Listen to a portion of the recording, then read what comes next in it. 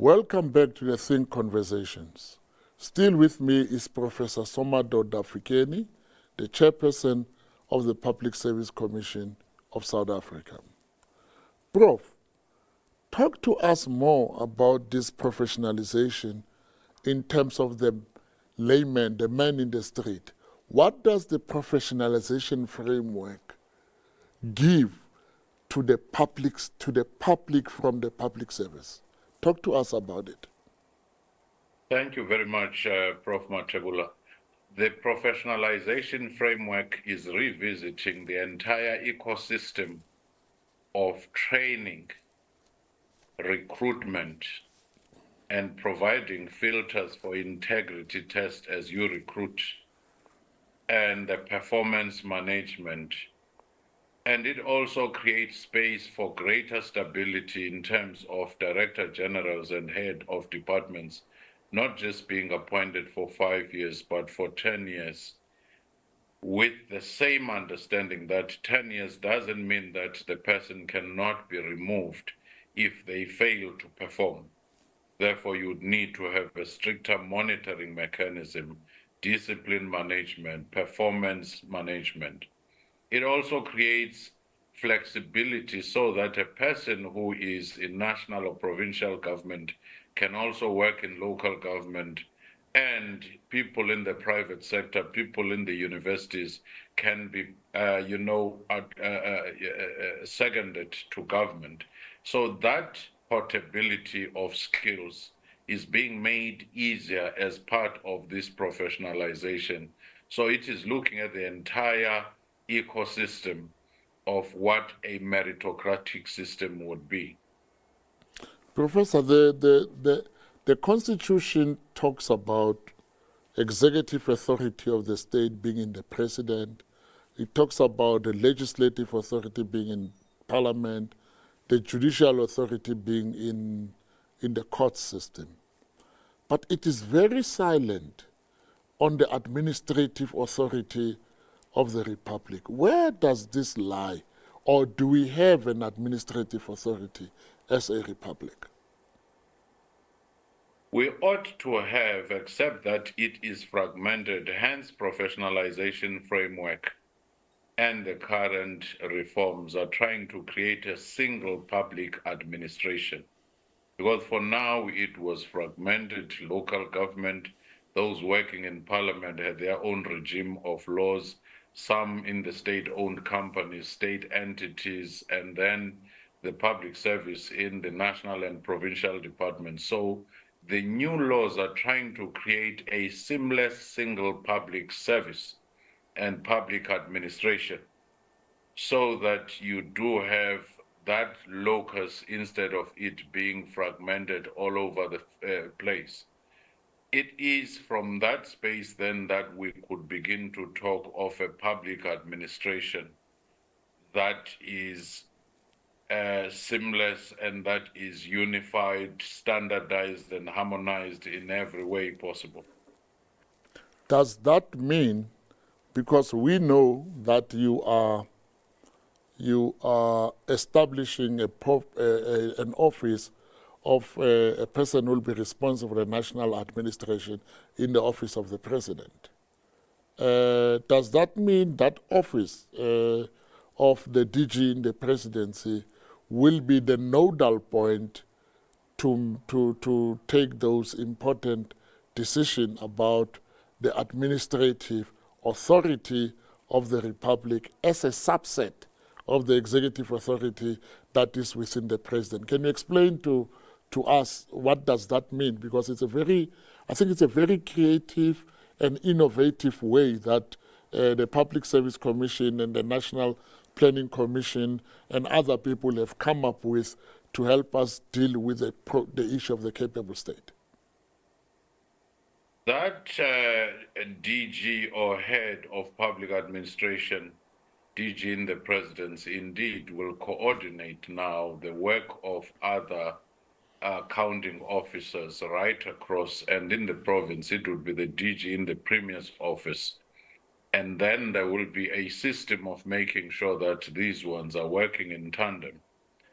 And it does not absolve the executive authority or the ministers and the president from still exercising their role as the executive, but the administration will be there to service the legislature, to service the judiciary, to service the executive, but having some kind of a standardized and harmonized system, because up to this point, you had all those fragmentations and other things in the current reforms which may be attended to in due course, is the tension created by the one of PFMA, the public procurement system that we have, and the Public Service Act, because one tend to say the accounting officer is responsible as the DG for some of the roles, including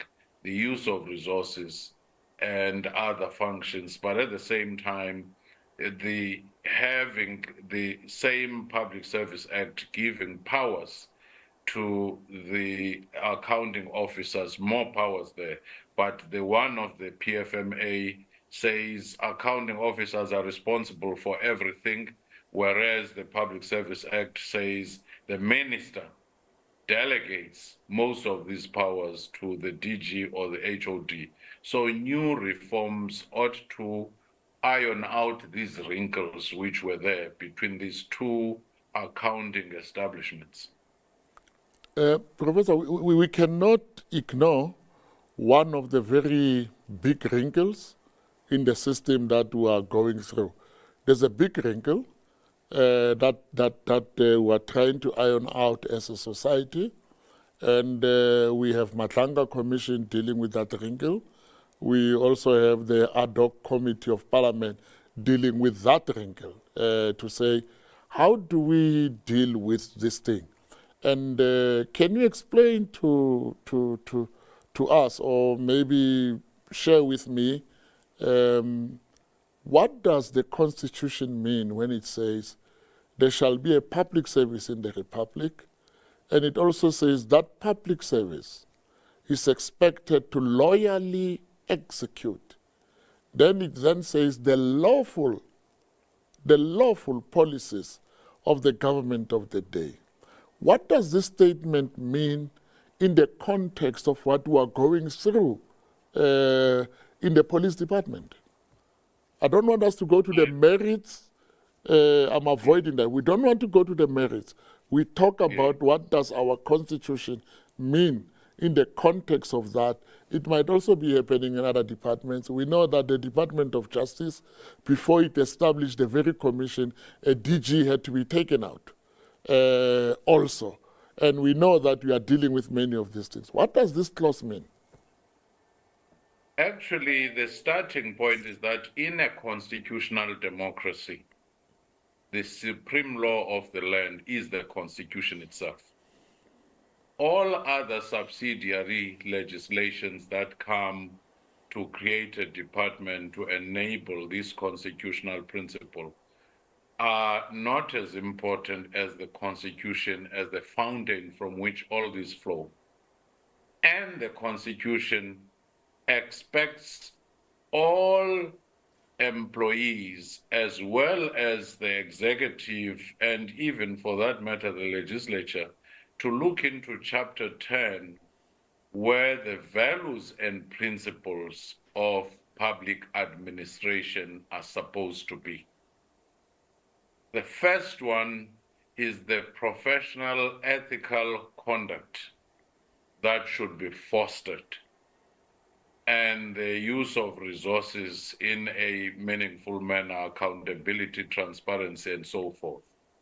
I'm starting there for a reason, and I'm happy that you said the issue of supporting every administration, but with underlying factor that in executing what is lawful and what is constitutional.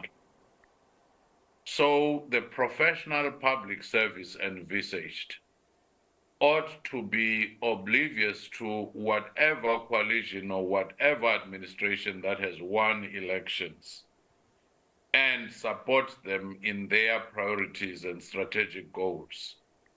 But at the same time, the support doesn't go as far as unlawful instruction.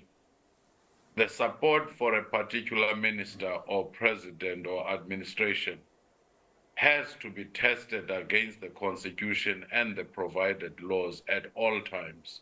Once it is at variance with those values and principles, it doesn't matter who it is as a constitutional democracy, then that becomes unlawful, and that is at variance with the very provision of saying support the administration in executing lawful instructions.